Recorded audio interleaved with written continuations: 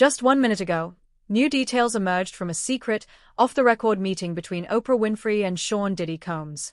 What was meant to be a private conversation is now at the center of a federal investigation. Leaked transcripts, audio snippets, and insider testimonies have turned whispers into hard evidence. Stay tuned, because what Oprah said might just change everything. The request came quietly, buried deep within a maze of legal language. Diddy's legal team didn't want noise. They wanted silence, a deal made behind drawn curtains and soundproof walls. The message was clear: they were trying to avoid a full-blown courtroom confrontation with Oprah Winfrey. Not because they feared her theatrics, Oprah didn't do theatrics, but because they feared what she might say, and more importantly, how she might say it. At the heart of the request was an offer: one private meeting, under controlled conditions, with each party allowed a single legal representative. No cameras. No press. No transcripts. Just a conversation. A final attempt at off-the-record negotiation before everything exploded in front of flashing bulbs and televised trials. Oprah's initial reaction was immediate and absolute: no. Her team called it a trap. Her lawyers warned it could be twisted, reinterpreted, weaponized. And Oprah, always a voice of poise and precision, wasn't one to walk blindly into any room, let alone one designed by Sean Combs' attorneys. But then something shifted. Unbeknownst to Diddy's camp, federal authorities had reached out to Oprah just days earlier. Quietly, off the record, they told her what they had. They told her what they suspected. And more crucially, they asked her to keep her eyes open for moments like this. So when the offer came again, this time wrapped in revised terms and a courtesy phone call, Oprah reconsidered. Not because she trusted him, but because she now had a different purpose: observation. She agreed to the meeting. It was scheduled at the Marlowe, a boutique hotel in Beverly Hills that had long serviced high-profile guests in need of discretion. The suite was a fortress of security, an entire floor cordoned off. No maids. No room service. Just the silence of sealed doors and a sweeping view of Los Angeles glittering through the night. Each party arrived with one lawyer. Oprah wore black. Not by accident. A tailored pantsuit, minimal jewelry, her expression unreadable. She arrived 5 minutes early, her team already having swept the suite for bugs, suspicious devices, anything irregular. Diddy came late. Not dramatically so, but enough to telegraph ego. He wore designer sunglasses indoors and a jacket that practically shouted money. His energy was different, guarded, restless, performative. His lawyer, a clean-cut man with a background in defamation litigation, seemed calm but unusually alert. And then came the last figure into the room. A young woman. Mid-30s. African-American. Unnamed. She was introduced only as the assistant, present to take notes for both sides. It was a strange decision, but neither side objected at the time. She sat silently at the corner table, fingers poised over a laptop, eyes never meeting Oprah's. The meeting began. Formalities were exchanged first: nods, disclaimers, a restatement of the non-disclosure agreement. Both parties signed copies on the spot. No one spoke of the pending subpoena against Diddy. No one acknowledged the growing headlines. The tension in the room was nearly unbearable, like a string pulled taut and waiting to snap. Diddy's lawyer opened with vague statements about narrative confusion and protecting all involved parties from undue public scrutiny. Oprah's response was simple: "I'm not here for spin." She didn't raise her voice. She didn't shift in her seat. But her words cut the room like glass. Diddy leaned forward then, folding his hands. "You think this helps anyone?" he asked. Oprah blinked slowly. "I think it ends with the truth," she replied. The dialogue wavered between civil and tense. Diddy dodged specifics. Oprah pressed him on 2016, a particular event that wasn't yet public but had been whispered about behind sealed lips and encrypted messages. She didn't name names, but she didn't have to. Her phrasing was deliberate, her tone surgical. "This is your last chance to speak clearly," she said at one point, "before someone else speaks for you." Diddy shifted in his seat, the cool facade cracking for just a moment. The assistant typed quietly, capturing every pause, every look, every cryptic phrase. And while no one noticed her slip a small black device beneath the table, its red light blinked steadily for the entire 47-minute meeting. When the meeting ended, Oprah stood first. She gave no final statements, no warm goodbyes. She simply nodded to her lawyer and left, walking through the hallway like a woman who had just crossed a bridge she knew she could never return from. Diddy remained seated, staring out at the city. His lawyer mumbled something about controlling the media narrative. Diddy didn't respond. In another room, the assistant quietly transferred the audio file to an encrypted drive. She didn't look back. 2 days later, the file would arrive, unmarked, unsigned, at the inbox of a federal investigator. And nothing, from that point on, would ever be the same. At exactly 9:17 a.m. on a quiet Thursday morning, the inbox of Assistant U.S. Attorney Daniel Mercer pinged with a new message. The sender's address was unfamiliar, an anonymous Proton Mail account with a meaningless jumble of letters and numbers. The subject line was just one word: listen. Attached was a single .mp3 file, 47 minutes long, named malameeting.wav. No body text, no signature, no sender's traceable identity. Mercer hesitated. For a federal prosecutor deep in an ongoing case involving Sean Diddy Combs, receiving something unsolicited was risky business. But within seconds of alerting his supervisor, the file was isolated, scanned, and opened in a controlled environment. What he heard stunned him. The voice was unmistakable: Oprah Winfrey. Calm, focused, authoritative. And then came Diddy's voice, a tone laced with swagger, shifting slowly toward defensiveness. It was the exact conversation law enforcement had only heard about through whispers, second-hand accounts, and tight-lipped informants. But now it was real. Every word, every pause, every veiled threat captured in crystal-clear audio. And perhaps most damning of all, the phrase Oprah said 10 minutes in. "You know what you did." A moment of silence. Then Diddy's voice responded, "That's your version of it." Oprah didn't waver. "No, that's their version. I just have the courage to say it out loud." Mercer didn't speak for the next 47 minutes. He just listened, his pen frozen above a legal pad, heart hammering in his chest. This wasn't just a bombshell. It was leverage. By noon, the file had been duplicated, catalogued, and authenticated preliminarily. The Justice Department's internal communications lit up with encrypted messages, back-channel texts, and quiet phone calls between prosecutors, investigators, and digital forensics experts. The question now was simple, but monumental. Who recorded it? Back at the Marlowe Hotel, the staff had no idea what was unfolding. The assistant who had been present at the meeting, still unnamed in any official documentation, had not been seen since. She'd left quietly after the session ended and hadn't returned to the firm that provided administrative support for high-profile attorneys. Her phone was disconnected. Her email bounced. She had vanished. But the evidence she left behind had detonated the investigation.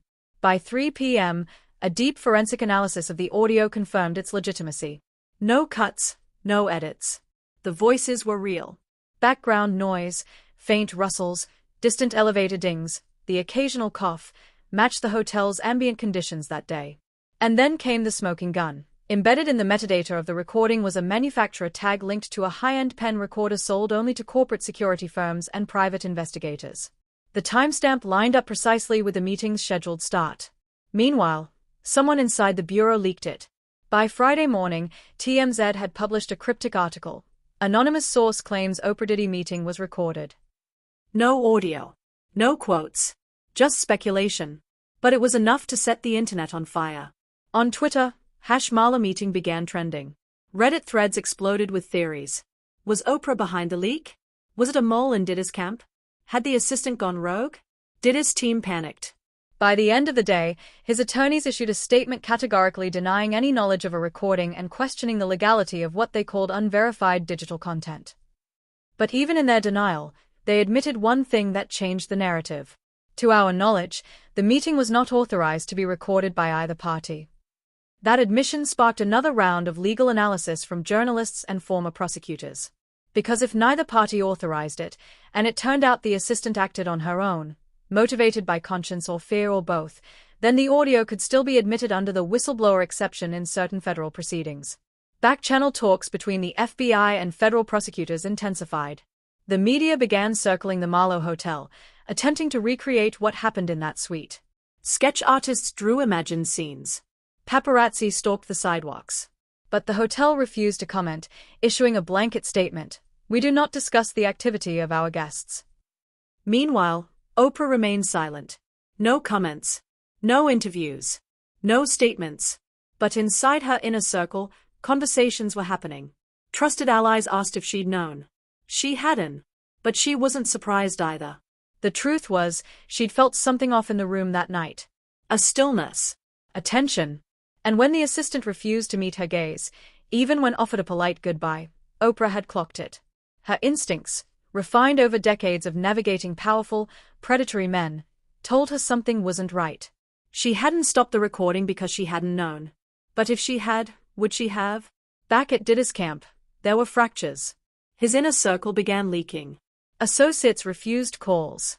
Internal emails showed signs of panic. One memo, later leaked to Rolling Stone, contained a desperate message from a legal advisor. If this audio gets entered into discovery, we need to be prepared for exposure beyond just her. This implicates others. And if Oprah flips public, he's done. Done.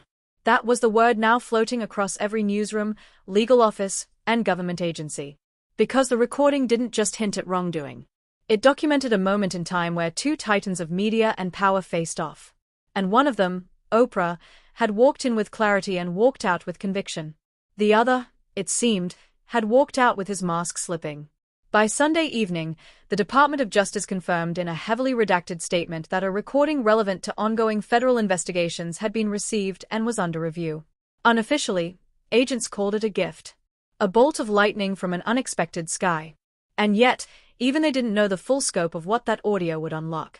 Because as Chapter 3 would soon reveal, this wasn't just about what Oprah heard. It was about what she was about to say. The tape had already detonated across the legal landscape like a flash grenade. Prosecutors, investigators, media outlets, and even the public had heard rumblings of what Oprah said during that private hotel suite meeting, but they hadn't heard everything. Not yet. The part leaked to authorities had been careful, deliberate. A taste. A warning. But the full 47-minute conversation held more, much more.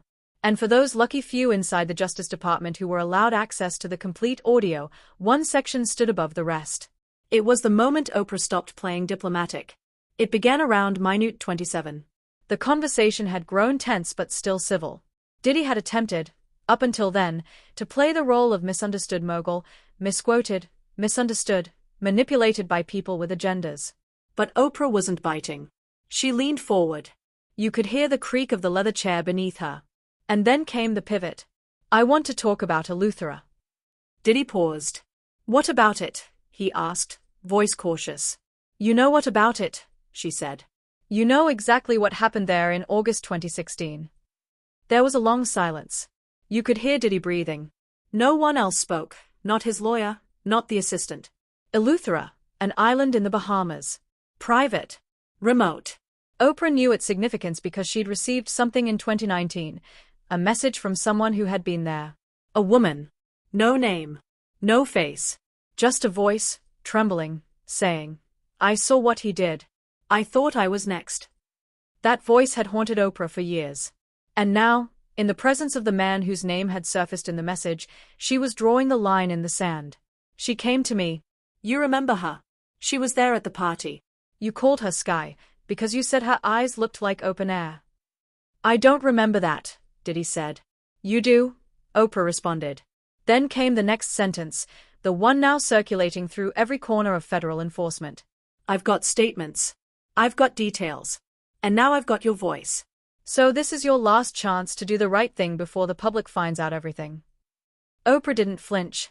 You could hear it. The words didn't tremble. She was past fear. Past caution.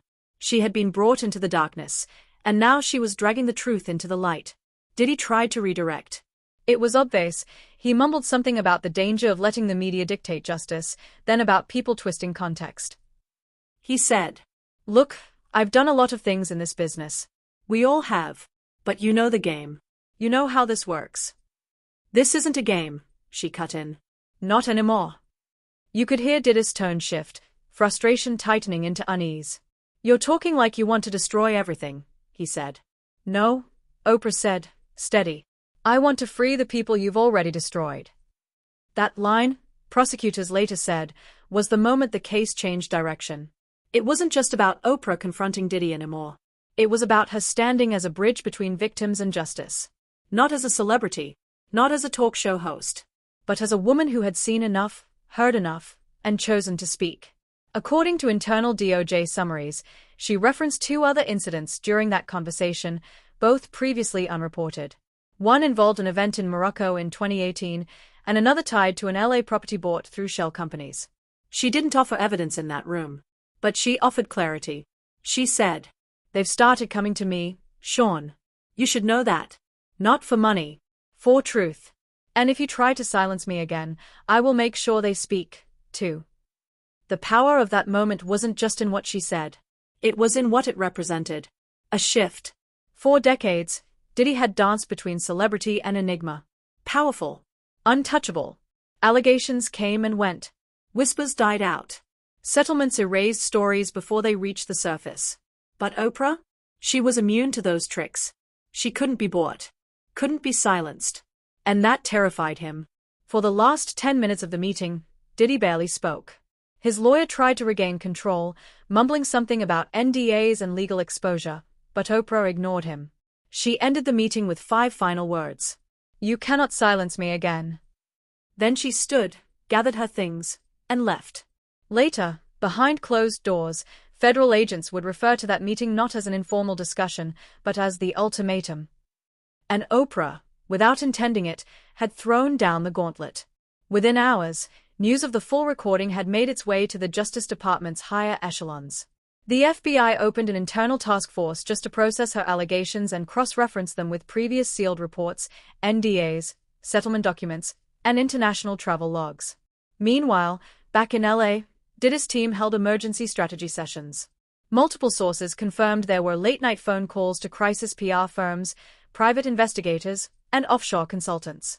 One associate, caught on a wiretap days later, was recorded saying, "If she goes public with what she knows, it's not just him. It's everyone." The panic had set in. But Oprah? She was calm. She returned to her Montecito estate that evening and sat alone by her fire pit, phone silent, team buzzing around her but giving her space. She wasn't shaken. She was ready. She had waited too long already. And now, truth had a voice. The Justice Department had heard a lot of things over the years, whispers, accusations, vague reports buried in sealed settlements, but they'd never had this. The moment Oprah's full meeting audio was authenticated, everything escalated from theory to potential prosecution. Federal agents at Quantico's audio forensics unit worked around the clock that weekend. The team dissected every millisecond of the 47-minute tape, confirming tone frequencies, checking for splicing, and comparing voice samples against authenticated interviews and wire recordings. The result came back within 48 hours. Authentic. Unaltered. Legally viable for informal evidentiary use. In simpler terms, it was real, and it was usable. The FBI moved fast. A small team of prosecutors and agents formed what they called the Eleuthera Task Force, based on Oprah's direct reference to the 2016 island incident. Their mission was clear: build a framework that could validate her claims with corroborating material. That meant NDAs, old settlements, sealed court documents, offshore banking logs, and travel manifests for every name dropped, implied, or suggested on that recording. Meanwhile, the name Oprah began circulating through federal hallways with the same weight as a protected asset. Not as a suspect. Not even as a witness. But as something else, a conduit. She had stepped out of celebrity and into legal history. The media, of course, knew nothing of the task force's internal work. But they sensed something was happening. Court correspondents stationed outside the Los Angeles Federal Building reported increased black SUV traffic, late-night security sweeps, and sudden meetings with DOJ representatives from D.C. Rumors of sealed warrants and subpoena drafts leaked to a handful of reporters. Journalists began piecing the story together, and the speculation was wildfire. Then came the leak. On Monday morning, Politico published an exclusive. Feds consider using Oprah Diddy tape as evidence in ongoing probe. Sources confirm voice authentication underway. The story named no agents. But the article cited 3 individuals with direct knowledge of the investigation and quoted a DOJ official as saying, "The material contains contextually powerful language and potential self-incrimination." That same day, a formal request landed on a federal judge's desk in Los Angeles, a motion to classify the Marlowe recording as contextual evidence with testimonial weight in connection to a grand jury review. Diddy's legal team responded within hours, filing their own emergency countermotion to suppress the recording under California's two-party consent law, claiming it had been obtained without mutual agreement and in violation of privacy. But the DOJ was ready. They argued back that while California did require dual consent for recordings, federal jurisdiction superseded state in matters of criminal enterprise and interstate activity. And they had one more card to play: the assistant. She hadn't resurfaced publicly, but agents had quietly located her 3 days prior. Not in hiding, but in a protected location. Her reason for recording the meeting? Not money. Not revenge. Fear. She'd told agents that after years of working around powerful men with powerful secrets, she couldn't ignore what she heard in that suite. She said Oprah's words rang louder than anything she'd typed on her laptop. "I just knew I had to make sure someone heard it. All of it." In her voice. She'd lawyered up, but she was willing to talk. And her cooperation gave the DOJ the exact loophole they needed: whistleblower protection under federal interest exemption. The assistant had made the recording to preserve evidence she believed related to an ongoing or potential crime.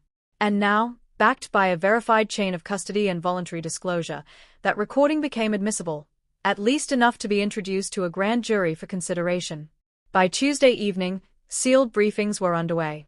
A senior official at the DOJ called the audio one of the most unexpected but valuable breaks in a celebrity-related federal probe in the last decade.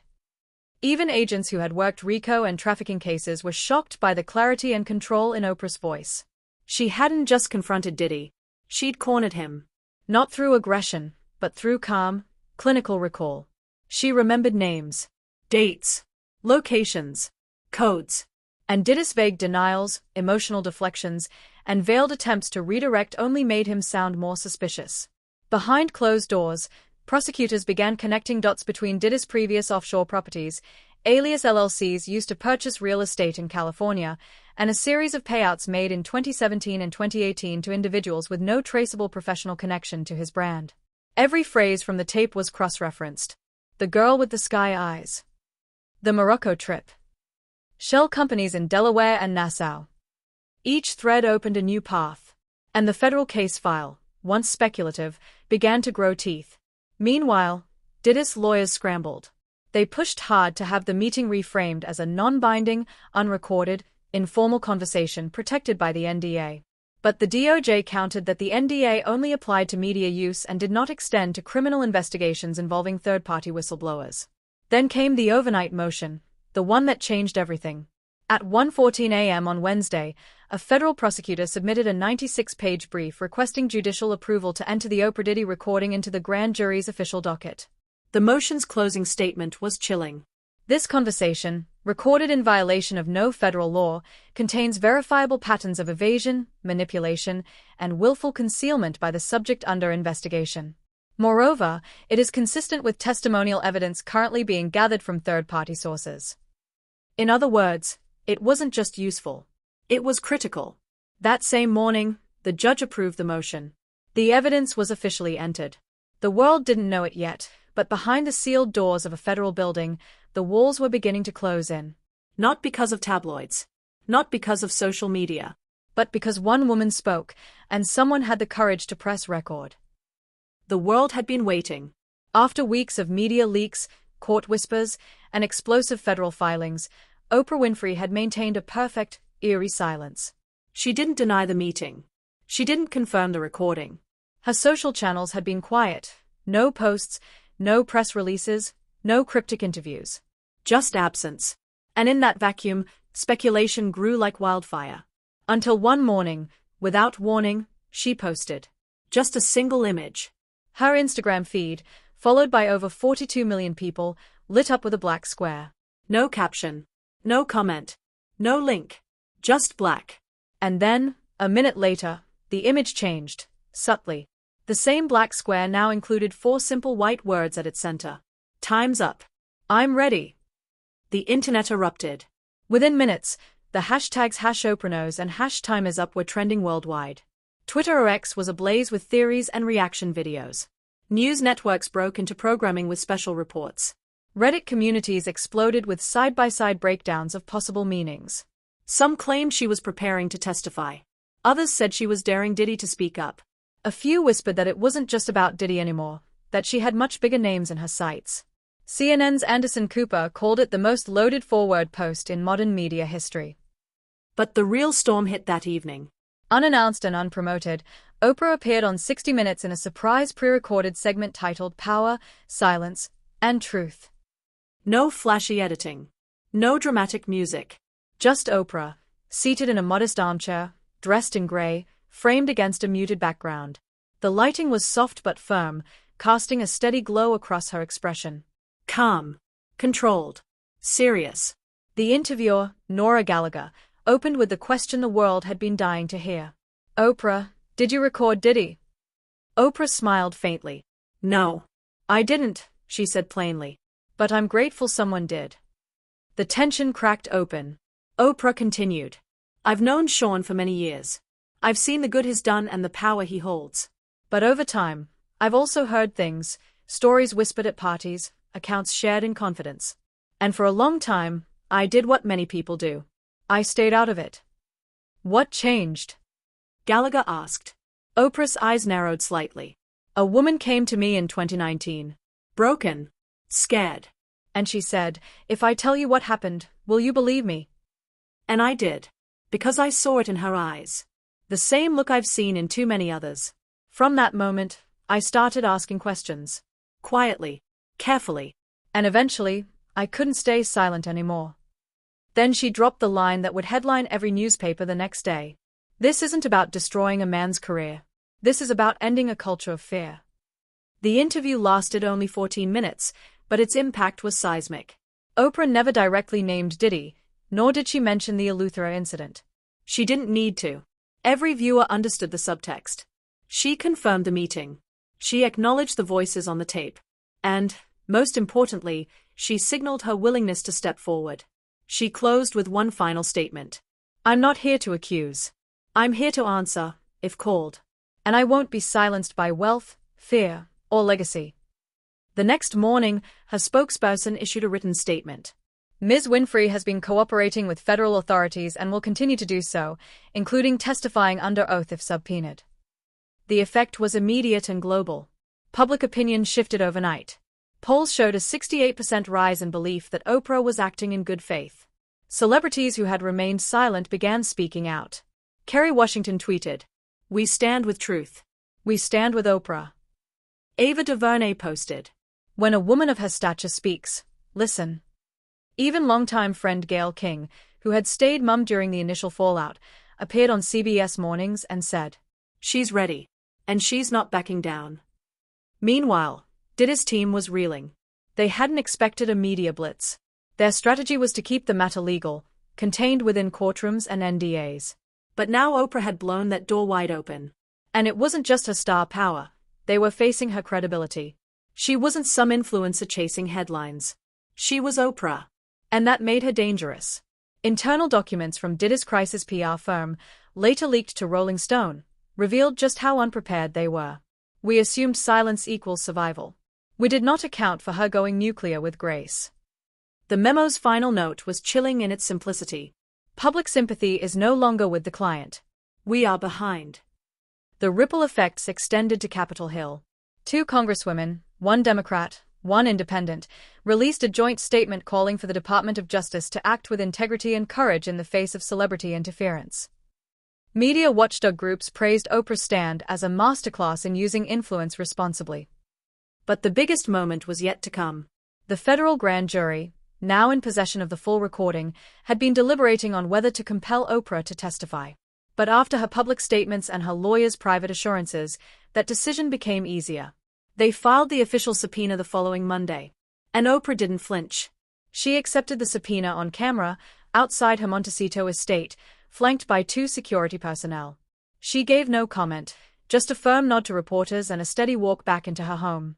That image, captured by dozens of photographers, became the symbol of a cultural turning point. It wasn't just Oprah the media mogul. It was Oprah the witness. The woman. The refusal to be quiet.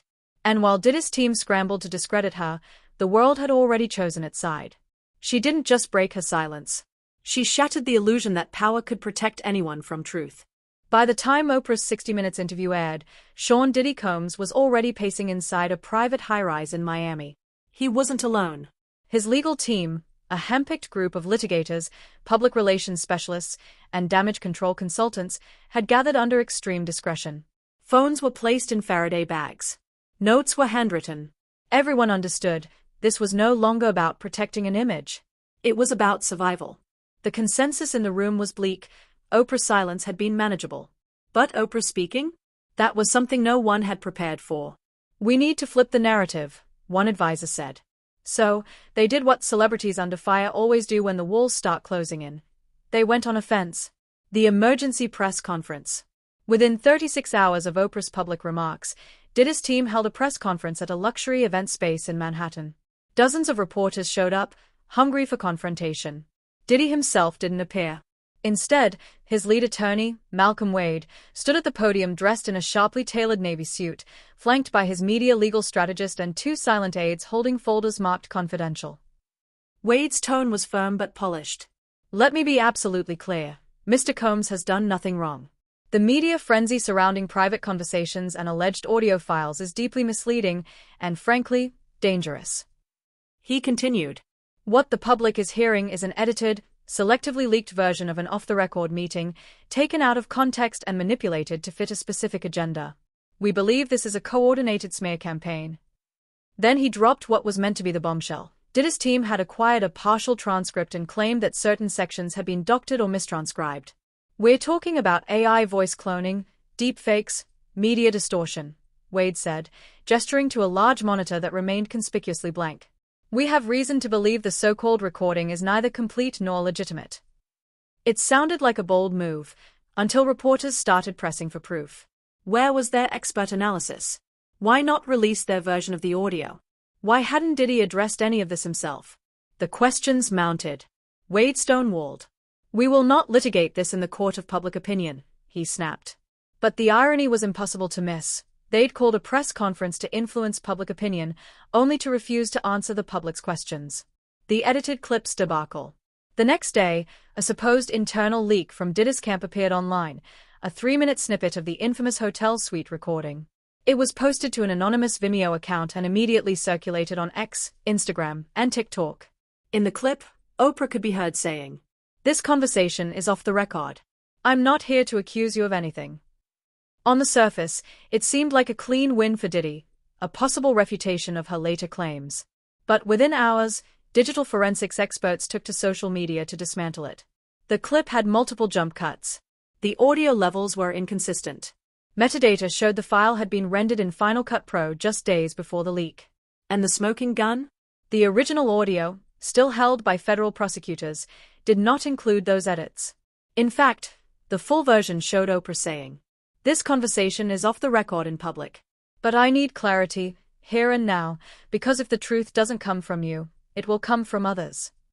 When CNN obtained confirmation of the tampering, they ran a brutal headline. Diddy's legal team accused of doctored audio leak amid federal probe. The blowback was swift. Celebrity fallout. For years, Diddy had maintained an aura of invincibility in the entertainment world. But now, longtime friends and collaborators began distancing themselves. Rihanna unfollowed him. Jay-Z's Roc Nation issued a statement saying, "We support any process that uplifts truth and transparency." Even DJ Khaled, once a vocal supporter, posted a cryptic message. "The energy is off. Stay prayed up." That same day, a major liquor company suspended their partnership with Diddy's tequila brand, citing reputational concerns. The tide was turning. Internal panic. Behind closed doors, Diddy's team was unraveling. A leaked internal memo, published by The Hollywood Reporter, revealed just how fractured the operation had become. Under the subject line "Crisis Strategy Adjustment," the memo admitted, "The Oprah counteroffensive has failed to regain narrative control. Internal polling shows a 74% drop in public trust toward client." There were also concerns about morale. One unnamed consultant reportedly walked off the job, saying, "You can't spin your way out of this. Not when she's the one speaking." Even within the legal team, dissent was growing. Some advised total silence. Others argued for a settlement strategy. A few even began whispering about negotiating cooperation with prosecutors should things escalate. But Diddy? He was still holding out. Still convinced that he could redirect the storm. Still believing in the power of brand over truth. The public's verdict. Online, the public wasn't buying it.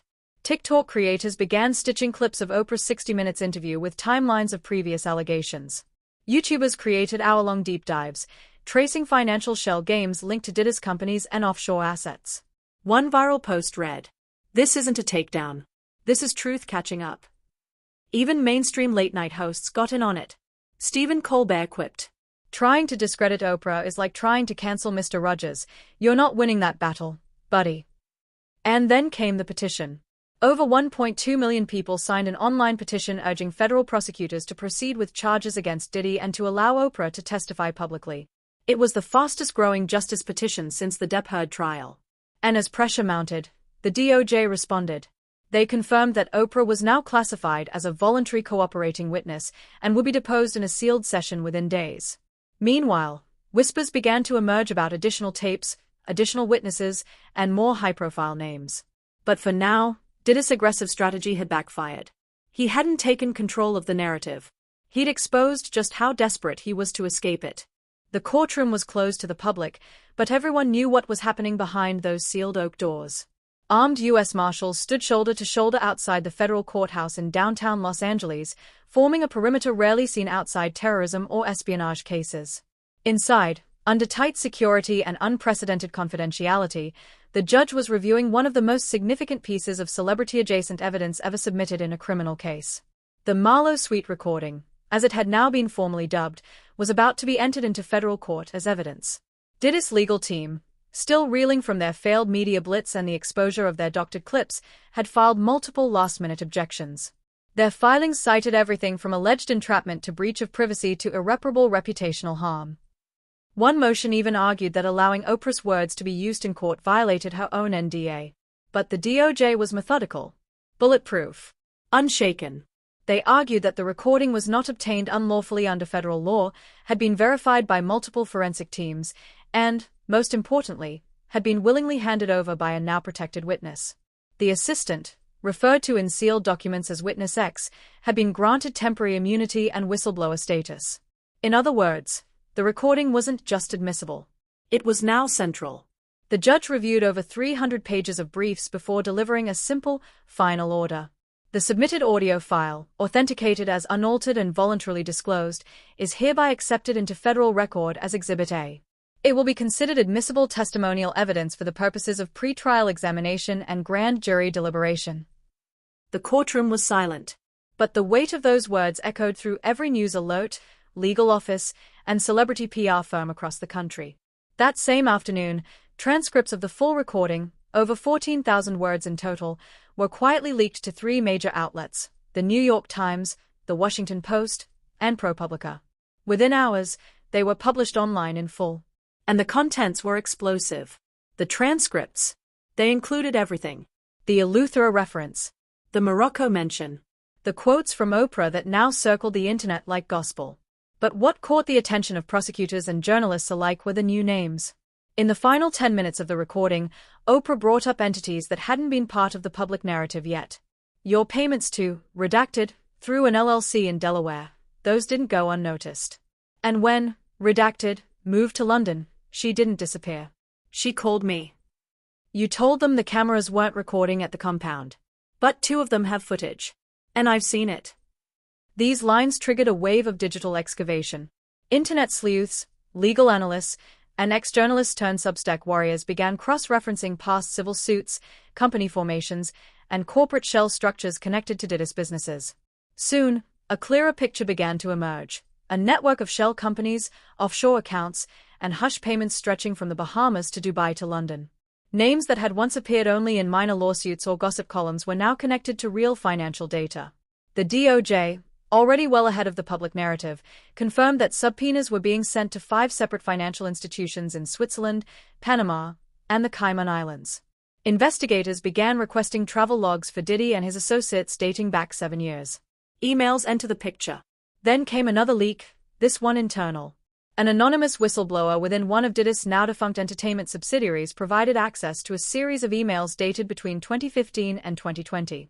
These weren't just casual exchanges, they were detailed outlines of containment strategies. Subject lines included: Event Fallout Plan, Confidential.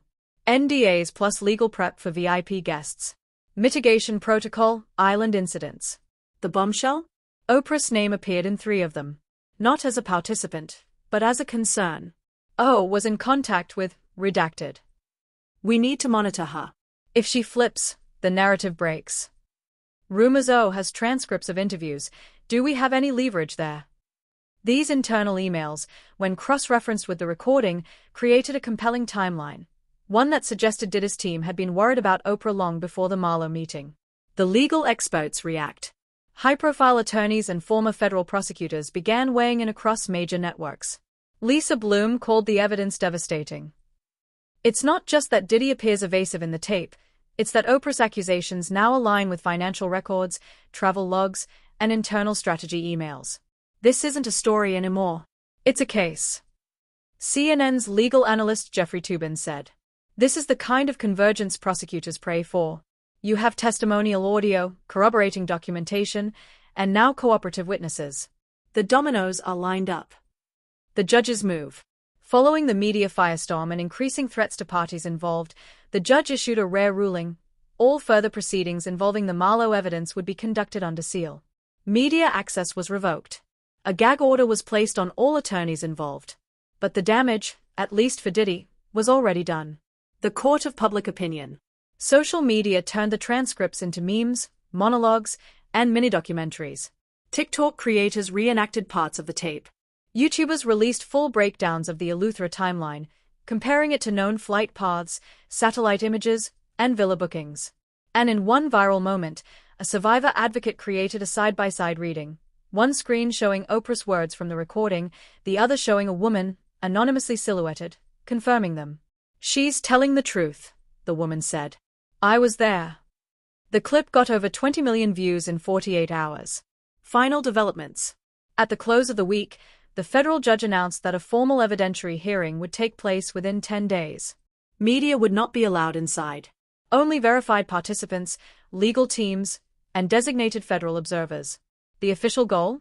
To determine the scope of charges that could be filed, not just against Diddy, but against an entire network of enablers. And behind the scenes, Oprah was preparing. Her legal team confirmed she had cleared her calendar for the next month. Her home had been placed under increased federal protection. Because the next step wasn't about leaked tapes. It was about taking the stand. The mood in the country had shifted. What had begun as a leaked audio file had transformed into a reckoning. Every corner of the entertainment industry, from studio lots in Hollywood to boardrooms in Manhattan, was buzzing with fear, speculation, and whispered confessions. Oprah Winfrey's confrontation with Sean Diddy Combs had not only sparked a federal investigation, it had pulled back the curtain on decades of quiet complicity. And now, the final moves were being made. Federal protection for Oprah. After the transcript leak and the emotional response it stirred across platforms, the threats started coming in. Anonymous calls. Online death wishes. Encrypted messages aimed at her legal team. The DOJ acted swiftly. Oprah was placed under full federal protection, an extraordinary but not unprecedented step for cooperating witnesses in high-profile cases. 2 unmarked SUVs now shadowed her every movement. Her estate in Montecito had been equipped with additional surveillance, and all visitors were vetted through federal channels. Despite this, she remained composed. When a New York Times reporter asked if she was afraid, she simply replied, "I've spent my life speaking for others. This is no different." Her tone was steady, her posture unmoved. And it became clear to all watching, Oprah wasn't backing down. Diddy faces the grand jury. Just 3 days after the full recording was entered into evidence, Diddy received a sealed federal summons. He was to appear for a private grand jury testimony under oath. The session took place in a restricted federal building in Los Angeles. No cameras, no press, no entourage. According to sources familiar with the proceedings, Diddy arrived looking tired, dressed down in a muted gray suit, and flanked by 2 attorneys. The session lasted over 4 hours. Witnesses said his tone was controlled but defensive. He denied any knowledge of illegal payments, denied the offshore accounts, denied ever threatening Oprah. But when confronted with the emails, transcripts, and multiple cooperating witnesses, he faltered. Prosecutors asked him to explain the term containment strategy. He deflected. They asked him why multiple settlements tied to his companies had identical language regarding NDAs, hush clauses, and offshore transfers. He blamed overzealous accountants. They played sections of the Oprah tape aloud. He refused to elaborate. And when asked directly if he had ever attempted to silence potential witnesses, he paused for 7 seconds before saying, "Not intentionally." Legal experts describe that phrase as a dagger in the foot. The kind of wording that could undo months of preparation in a courtroom.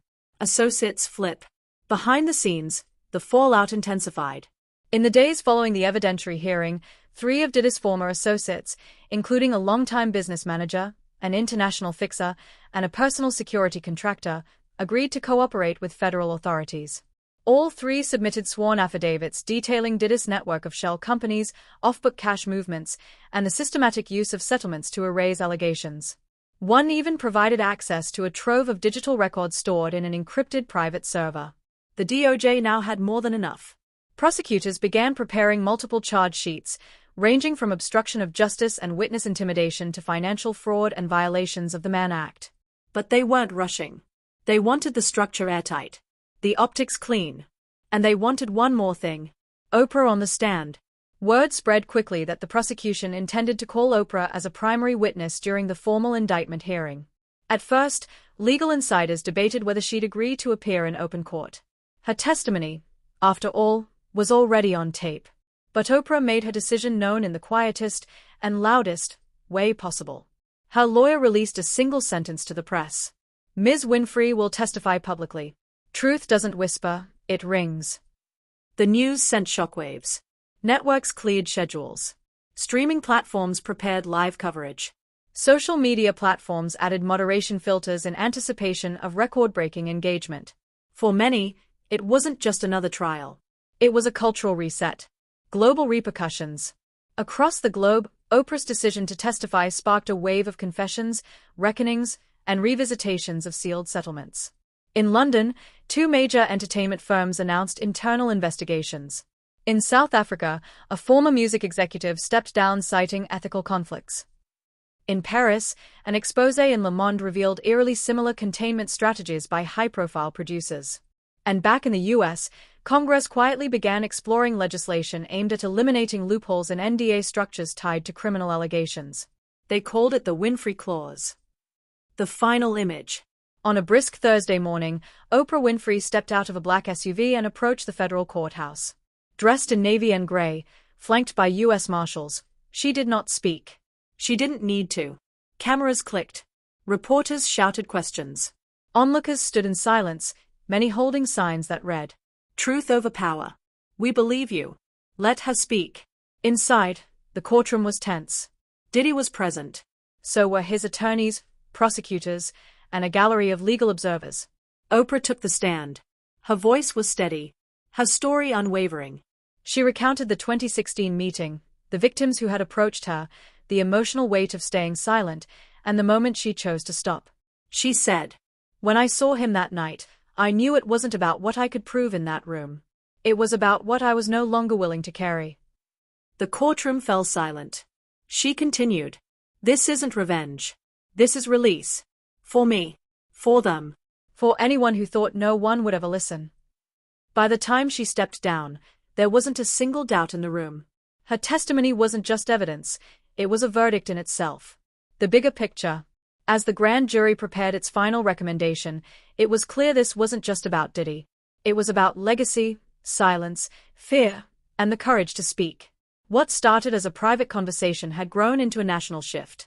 And Oprah? She didn't just participate. She led it.